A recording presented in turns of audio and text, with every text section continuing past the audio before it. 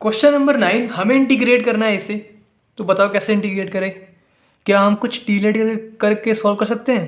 अगर मैं x Q को टीलेट करता हूँ तो ये कैंसिल होगा नहीं, इसे करूँगा तो ये कैंसिल होगा नहीं, कुछ भी नहीं होगा। तो अब हम क्या करें।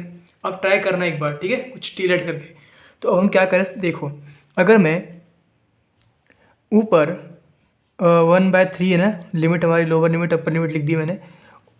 ब्रैकेट के अंदर मैं एक्स क्यूब कॉमन निकालता हूँ तो मुझे क्या मिलेगा, यहाँ पे क्या मिलेगा, एक्स अपॉन में एक्स क्यूब -1, यही मिलेगा। और पावर क्या हमारी 1/3 है टोटल, डिवाइड में एक्स की पावर 4, यही है। देखो एक छोटी सी बात है ये,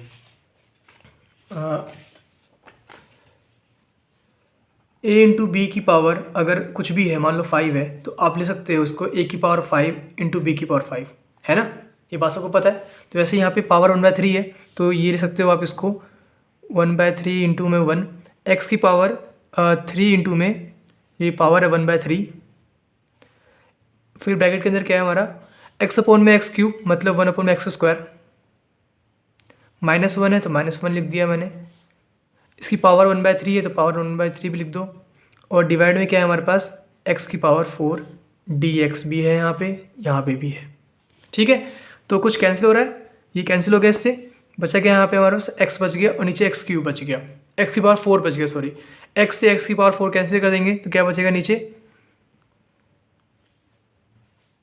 ये बचेगा जो मैं लिखने वाला हूँ, x² -1 की पावर 1/3 डिवाइड में एक्स क्यूब, ये बचेगा, यस और नो।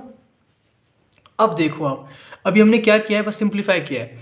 अब अगर मैं इसको टी मानता हूँ 1 अपॉन में एक्स स्क्वायर -1 को, तो क्या ये कैंसिल नहीं हो जाएगा, एक्स क्यूब बिल्कुल हो जाएगा, चाहे तो चेक कर लो आप, ठीक है।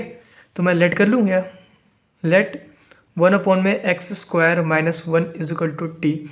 आप चाहो तो 1 अपॉन में x² को भी टी मान सकते हो अकेले, तभी भी आंसर सेम ही आएगा, है ना। तो मैंने पूरे को टी मान लिया। तो यहाँ से ऑन डिफ्रेंशिएटिंग बोथ साइड मुझे क्या मिलेगा, इसे डिफ्रेंशिएट करने पे क्या मिलेगा, ये हमारा क्या है, एक्स की पावर -2 है ना, ऊपर ले गए तो एक्स की पावर -2 मतलब -2, फिर पावर -1 करेंगे तो एक्स की पावर -3 हो जाएगा, मतलब अपॉन में ये आ जाएगा। चाहो तो चेक कर लो आप, d x is equal to d t.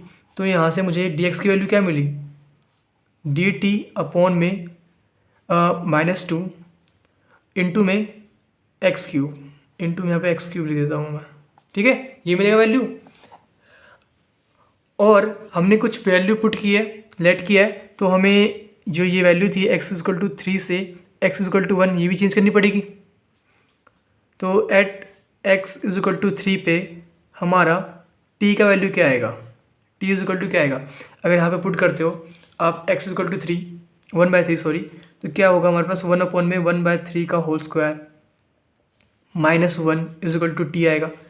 तो यहाँ पे क्या आ गया हमारे पास 1/9, ऊपर गया 9 तो 9 आएगा, 9 - 1 इक्वल टू टी मतलब 8 इक्वल टू टी, टी की वैल्यू 8 आएगी, ठीक है। किस पे, लोअर लिमिट पे, ये हमारा लोअर लिमिट है, लोअर लिमिट एल एल, ठीक है। और at x is equal to upper limit 1 है ना, 1 पे टी की वैल्यू क्या आएगी, आप यहाँ पे 1 पुट करोगे तो 1 अपॉन में 1 -1 मतलब 0 होगा टी का वैल्यू, ये क्या है हमारा अपर लिमिट है यू एल, ठीक है। तो हमारा लिमिट क्या बन रहा है, अब लिमिट लोअर लिमिट 8 है तो 8 से 0, अपर लिमिट 0 है ना, 8 से 0, और यहाँ पे क्या आएगा हमारे पास, इसे हमने टी लेट किया है पूरे को, तो यहाँ पे टी की पावर 1/3 आएगा। और नीचे क्या है हमारे पास एक्स क्यूब, तो एक्स क्यूब लिख दो।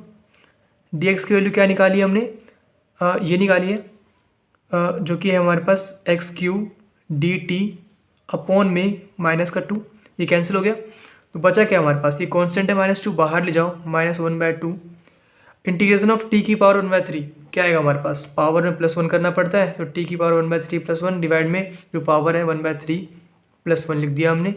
और जो लिमिट है वो पुट कर दो, जो कि 8 है लोअर, अपर 0 है। तो यहाँ से वैल्यू क्या आ रही है हमारे पास, पहले हमें इसमें अपर लिमिट पुट करना होता है जो कि 0 है हमारा, तो -1/2, अगर मैं टी की वैल्यू 0 पुट करूँगा तो ये 0 हो जाएगा पूरा, इंटू में 0, ठीक है, कोई दिक्कत यहाँ तक। फिर हमें माइनस लोअर लिमिट करनी पड़ती है, तो माइनस ये जहाँ पे भी टी है वहाँ पे 8 पुट कर दो, तो -1/2 टी की वैल्यू में 8 पुट करनी है मुझे, तो 8 पावर क्या है 1/3 + 1 मतलब 4/3, डिवाइड में क्या है 4/3। ठीक है, सिंप्लीफाई कर लो इसे, ये 0 हो गया तो 0 माइनस और माइनस में है ये तो ये पॉजिटिव हो जाएगा।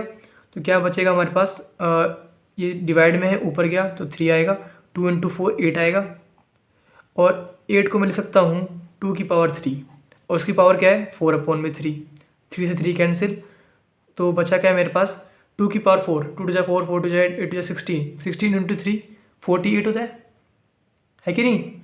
तो लिख दूँ यहाँ पे मैं 48 अपॉन में क्या है मेरे पास 8, 8 6 48 होता है, तो यहाँ पे क्या आ गया मेरे पास 6 आ गया मेरा आंसर। ओके।